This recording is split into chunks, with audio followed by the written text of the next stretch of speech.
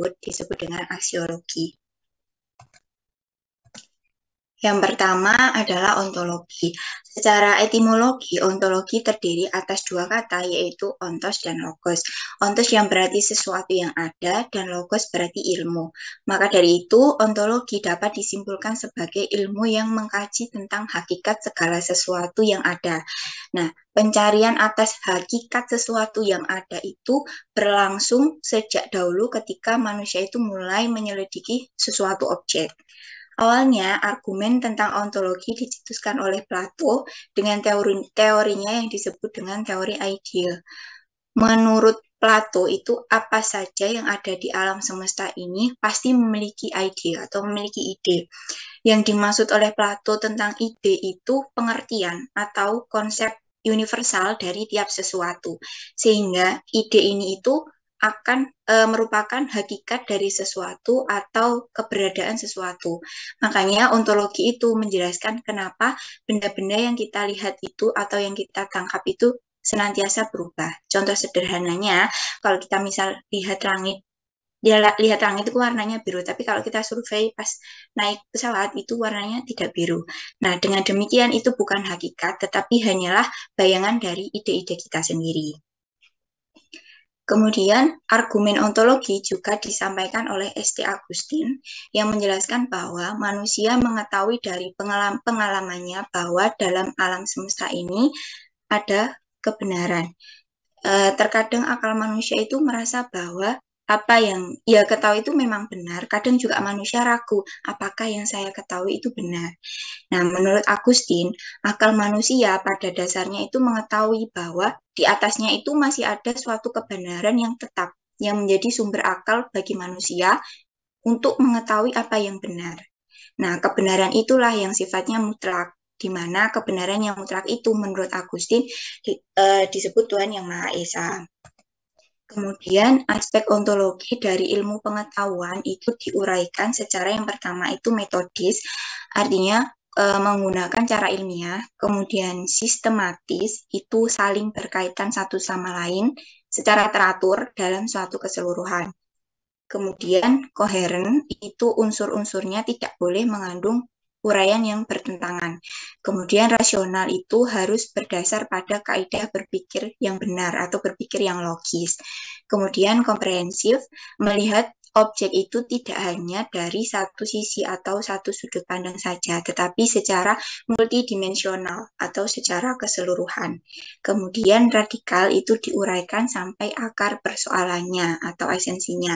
Dan universal itu diakui kebenarannya secara umum. Selanjutnya ada epistemologi. Epistemologi berasal dari kata epistema yang merupakan pengetahuan dan logos artinya ilmu. Oleh karena itu, epistemologi dapat diartikan sebagai ilmu yang menjelaskan tentang bagaimana pengetahuan itu dicapai dan dimiliki manusia. Nah, dalam proses memperoleh pengetahuan itu, memiliki sebuah metode karena kebenaran yang diupayakan oleh epistemologi itu sejatinya kesesuaian antara objek dengan apa yang diinterpretasikan oleh manusia. Kemudian kajian epistemologi membahas tentang bagaimana proses mendapatkan ilmu pengetahuan, hal-hal apakah yang harus diperhatikan agar mendapatkan pengetahuan yang benar, apa yang disebut kebenaran, dan apa kriterianya.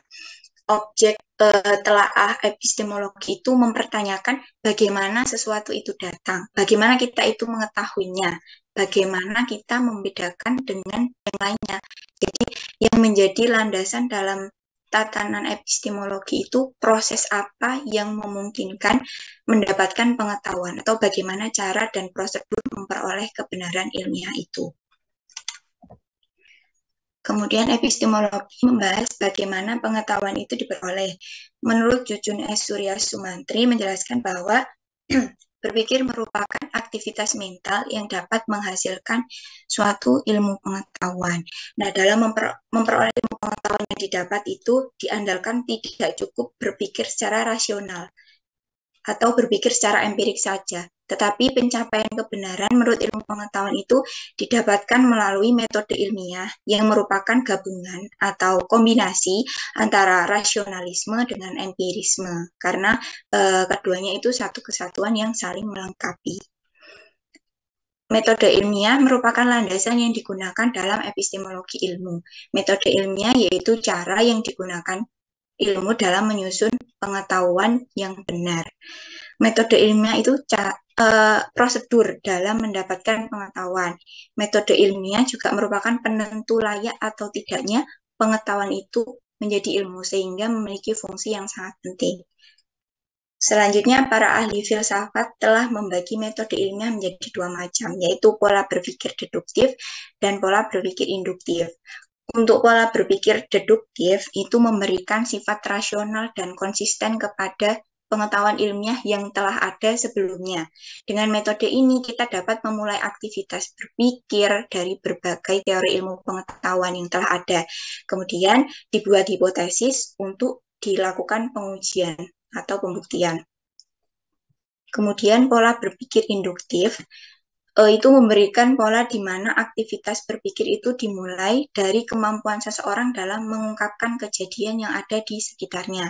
Nah, kejadian tersebut kemudian dianalisis sehingga menghasilkan deskripsi dan konsep yang objektif dan empiris. Yang ketiga ada aksiologi. Aksiologi berasal dari kata aksios yang berarti bermanfaat. Aksiologi selalu dikaitkan dengan kegunaan ilmu bagi kehidupan manusia. Ilmu pengetahuan harus memenuhi setiap kebutuhan dan meningkatkan kualitas manusia. Oleh karena itu, ilmu pengetahuan tidak bisa lepas pada nilai-nilai yang berlaku pada kelompok tertentu. Dari aksiologi inilah kemudian melahirkan teori etika dan estetika. Implikasinya adalah kegunaan dari ilmu pengetahuan harus dipandang berdasarkan nilai-nilai yang dianut oleh suatu kelompok. Jadi aksiologi ini dapat dikatakan sebagai terhadap nilai-nilai. Maksud di analisis itu tentang arti, ciri, kriteria, dan lain-lain. Sedangkan kalau nilai yang dimaksud di sini itu menyangkut segala apa yang bernilai. Nilai berarti itu harkat atau kualitas suatu hal yang menjadikan hal tersebut itu guna. Nah, dari gambar ini dapat dilihat bahwa landasan pengembangan ilmu itu terdiri dari ontologi, epistemologi, dan aksiologi. Ontologi itu menunjukkan pertanyaan apa, kalau epistemologi bagaimana, dan aksiologi itu mengapa atau untuk apa. Nah, pertanyaan apa akan menggambarkan kualitas atau hakikat yang diteliti, kalau bagaimana itu menggambarkan metode yang digunakan, dan pertanyaan mengapa itu untuk menggambarkan nilai-nilai yang diacu itu seperti apa. Nah, untuk slide selanjutnya akan dijelaskan oleh Mbak Leli. Oke, baik. Terima kasih. Saya akan melanjutkan mengenai proses terjadinya pengetahuan. Nah, proses terjadinya pengetahuan ini merupakan lanjutan dari pembahasan epistemologi tadi. Nah, di mana epistemologi itu adalah cabang filsafat yang berkaitan dengan asal, sifat, dan jenis pengetahuan. Nah, topik ini termasuk dalam salah satu yang paling sering diperdebatkan, dibahas dan dalam bidang filsafat itu. Misalnya tentang apa itu pengetahuan, bagaimana macam-macamnya hubungannya dengan kebenaran dan keyakinan. Epistemologi atau teori pengetahuan ini berhubungan dengan hakikat ilmu pengetahuan, dasar-dasarnya, serta pertanggungjawaban atas pernyataan mengenai pengetahuan yang dimiliki oleh setiap manusia. Nah, proses terjadinya pengetahuan ini menjadi masalah mendasar juga dalam epistemologi, sebab hal ini akan mewarnai pemikiran kefilsafatannya. Pandangan yang sederhana dalam memikirkan proses terjadinya pengetahuan yaitu dalam sifatnya baik a priori dan a posteriori. Nah, pengetahuan a priori adalah pengetahuan yang tidak tergantung pada adanya pengalaman atau yang ada sebelum ada pengalaman. Sedangkan a posteriori adalah pengetahuan yang terjadi karena adanya pengalaman. Nah, di dalam mengetahui itu memerlukan alat, yaitu pengalaman indera, nalar, otoritas, intuisi, wahyu, dan keyakinan. Next slide. Nah, ini merupakan alat-alat untuk mengetahui terjadinya pengetahuan, yaitu yang pertama ada, nah, sebagai alat untuk terjadinya pengetahuan menurut John Hofstadter dalam Abbas Hamani mengemukakan ada 6 hal, yaitu pengalaman indera atau sense experience. Nah, penginderaan merupakan alat yang paling penting dalam memperoleh pengetahuan, merupakan alat untuk menyerap segala sesuatu objek yang ada di luar diri manusia. Jadi, pengetahuan itu berawal dari kenyataan yang dapat diindra. Nah, pengetahuan yang benar berdasarkan pengalaman yang konkret dikembangkan melalui paham empirisme yang mempergunakan metode induktif dalam menyusun pengetahuannya. Nah, yang kedua adalah nalar atau reason. Nalar adalah salah satu corak berpikir dengan menggabungkan dua pemikiran atau lebih dengan maksud untuk mendapatkan pengetahuan baru. Pengetahuan yang benar berdasarkan rasional, yang abstrak dikembangkan melalui paham rasionalisme, yang mempergunakan metode deduktif dalam menyusun pengetahuannya. Yang ketiga ada otoritas atau authority. Nah, otoritas adalah kekuasaan yang sah yang dimiliki oleh seseorang dan diakui oleh kelompoknya. Otoritas menjadi salah satu sumber pengetahuan karena kelompoknya memiliki pengetahuan melalui seseorang yang mempunyai kewibawaan dalam pengetahuannya. Kemudian yang keempat, next. Nah, yang keempat adalah intuisi atau intuition. Nah, intuisi adalah kemampuan yang ada pada diri manusia yang berupa proses kejiwaan dengan tanpa suatu rangsangan atau stimulus, mampu untuk membuat pernyataan yang berupa pengetahuan. Intuisi merupakan pengetahuan yang didapatkan tanpa melalui proses penalaran tertentu. Intuisi bersifat personal dan tidak bisa diramalkan. Sebagai dasar untuk menyusun pengetahuan secara teratur, maka intuisi tidak bisa diandalkan. Nah, yang selanjutnya adalah wahyu atau revelation. Wahyu adalah berita yang disampaikan oleh Tuhan kepada nabi dan rasulnya untuk kepentingan umatnya. Kita mempunyai pengetahuan melalui wahyu karena adanya kepercayaan tentang sesuatu yang disampaikan itu. Nah, wahyu dapat dikatakan sebagai salah satu sumber pengetahuan karena kita mengenal sesuatu yang bersumber pada kepercayaan kita. Nah, yang terakhir adalah keyakinan atau faith. Keyakinan adalah suatu kemampuan yang ada pada diri manusia yang diperoleh melalui kepercayaan.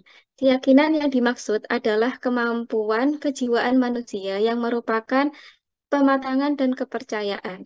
Kepercayaan bersifat dinamis, yaitu mampu menyesuaikan dengan keadaan yang sedang terjadi. Sedangkan keyakinan sangat statis itu kecuali ada bukti-bukti baru yang akurat dan sesuai. Nah, next. Oh, sudah. Mungkin itu dari kami. Mungkin ada yang ingin ditanyakan. Kami persilahkan.